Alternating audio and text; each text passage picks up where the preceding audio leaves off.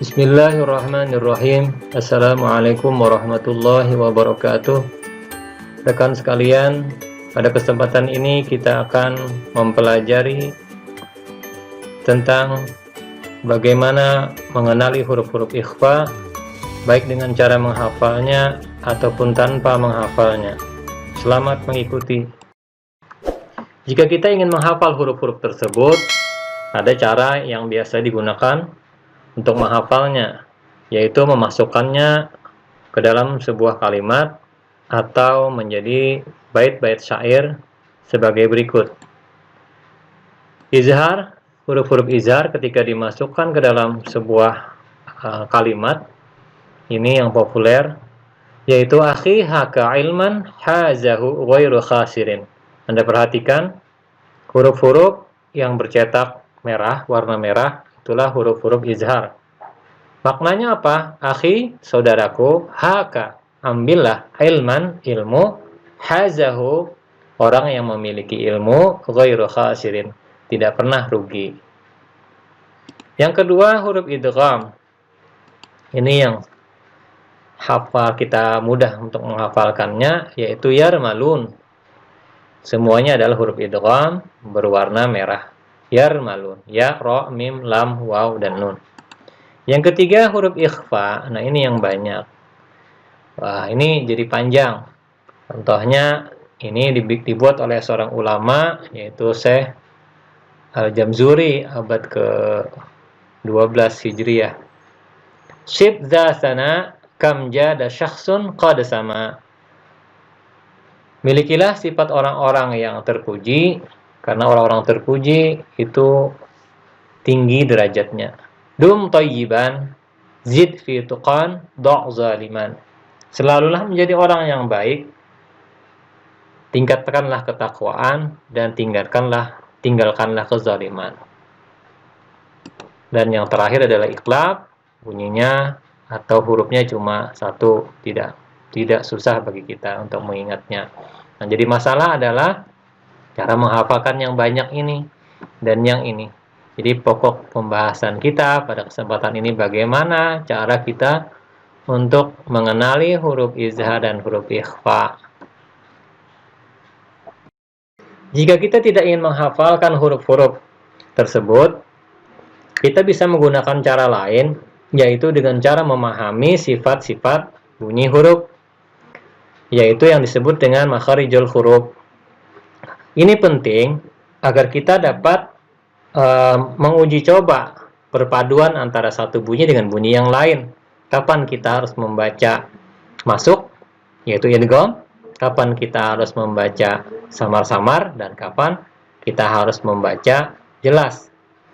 Kita perhatikan dulu, kapan kita membaca jelas.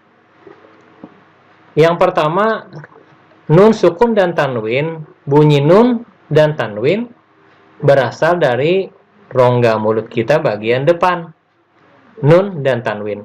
Sedangkan huruf-huruf izhar itu keluarnya dari rongga tenggorokan kita. Makanya izhar disebut dengan izhar halqi, yaitu jelas berada di tenggorokan. Huruf-huruf izhar keluarnya dari tenggorokan kita. Itulah alasan mengapa huruf izhar harus dibaca jelas, karena dia tidak mungkin perpaduan antara bunyi nun, sukun, dan tanwin yang berada di depan rongga mulut kita dipadukan dengan bunyi yang berada di tenggorokan kita. Makanya dia harus dibaca jelas. Sedangkan yang kedua, tentang idgham dan ikhfa, idgham dibaca masuk, artinya bunyi nun, sukun, dan tanwin bisa dipadukan dengan bunyi-bunyi idgham. Kenapa? Karena bunyi-bunyi idgham masih berada di seputaran rongga mulut kita, bukan di tenggorokan. Sedangkan ikhfa berada di tengah-tengah antara bunyi idgham dan bunyi izhar. Itu penjelasan yang pertama. Yang terpenting kita harus mengerti tentang izhar. Artinya Jangan sampai kita membaca huruf-huruf izhar dengan cara membacanya dengan gunah atau dengung, atau menyamarkan bunyinya sebagaimana kita membaca ikhfa. Nah, mari kita praktekkan. Kita coba membaca surah Al-Ghasyiyah. Yang perlu kita perhatikan adalah ketika kita bertemu dengan bacaan nun sukun dan tanwin, hendaknya kita berhenti. Kemudian kita perhatikan apakah kita bisa membacanya dengan samar-samar, atau bisa kita masukkan, atau jika tidak, kita harus membacanya dengan jelas.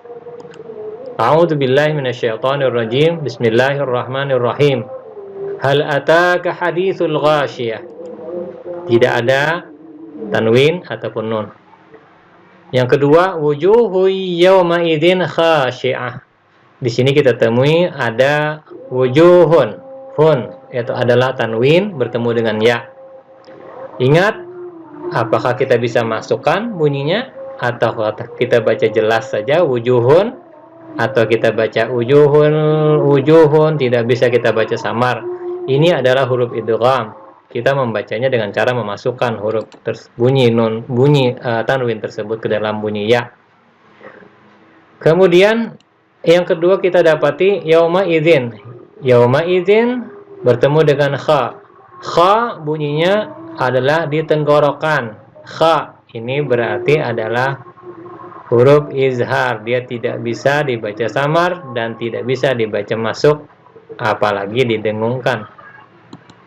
Yang ketiga, amilatun nasibah. Amilatun nasibah, masuk bunyinya. Amilatun nasibah.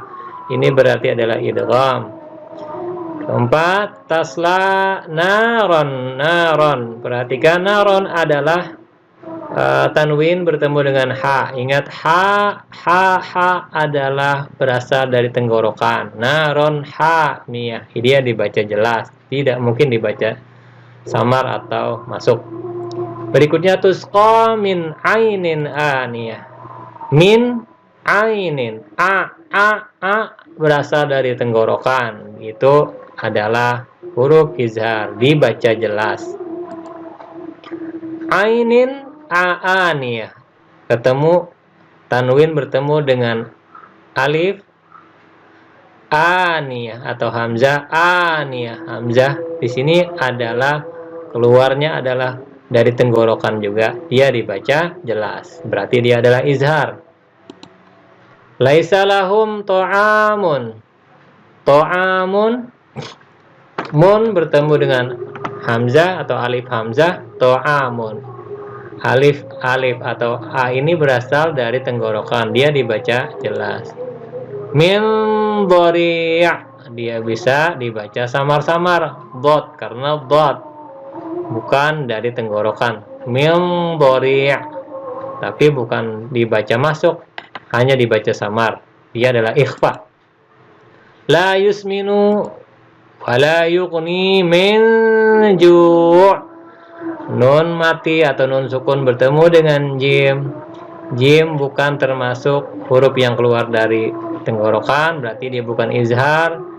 Min, dia juga tidak bisa dimasukkan bunyi nunnya ke dalam bunyi jim, tetapi hanya disamarkan, berarti dia ikhfa. Wujuhu yawma idzin na'imah. Ini seperti yang terdahulu sebelumnya, yaitu adalah idgham, bunyinya masuk. Yawma idzin na'imah, masuk juga, berarti dia idgham dua-duanya. Lisa'iha radiyah. Lisa'iha radiyah tidak kita temukan tanwin dan juga nun sukun. Fi jannatin 'aliyah. Jannatin 'aliyah. Makharijul huruf a berasal dari tenggorokan. Dia adalah huruf izhar, kita tidak mungkin membacanya secara samar-samar, apalagi dimasukkan. Berikutnya, la tasma'u fiha laghiyah. Kita tidak menemui huruf nun sukun atau tanwin. Fiha ainun jariyah. Perhatikan ada tanwin, ainun bertemu dengan jariyah. Ainun jariyah. Jim berada di rongga mulut kita. Apakah dia dibaca masuk atau dibaca samar? Ainun jariyah. Dia dibaca samar, berarti dia ikhfa. Fiha sururum marfu'ah. Fiha sururum, ada lagi tanwin, sururum bertemu dengan mim. Sururum, rumnya, runnya menjadi rum. Dia masuk bunyinya ke dalam bunyi mim, berarti dia adalah idgham. Wa akwabum mawdu'ah.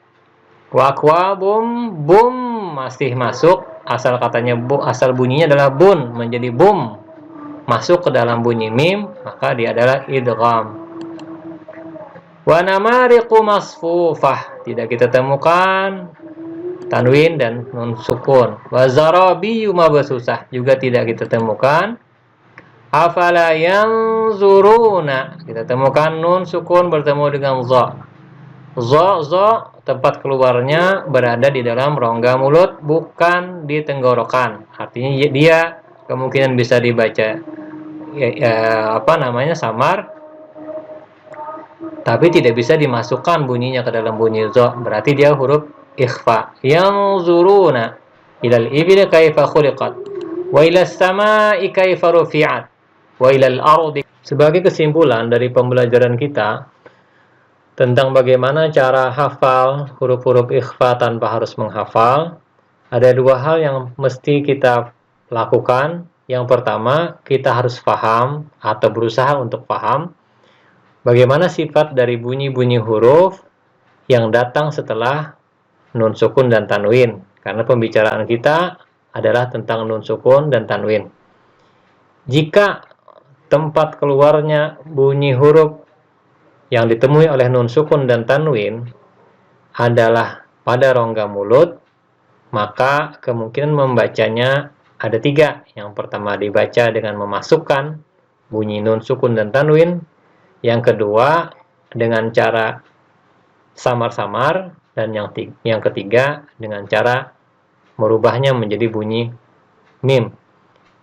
Sebaliknya, jika yang kedua, bunyi huruf yang ditemui oleh nun sukun dan tanwin berasal dari tenggorokan kita, seperti ha, kha, a, gha, a, ha, maka ia harus dibaca jelas. Yang kedua, uji cobalah melalui membaca Al-Quran. Semakin sering Anda mempraktekkannya, semakin Anda akan kenal dan hafal tentang huruf-huruf ikhfa yang 15. Demikian tutorial tentang bagaimana cara menghafal dan cara hafal tanpa menghafal huruf-huruf ikhfa. Terima kasih atas perhatiannya. Jazakumullah khairal jaza. Assalamualaikum warahmatullahi wabarakatuh.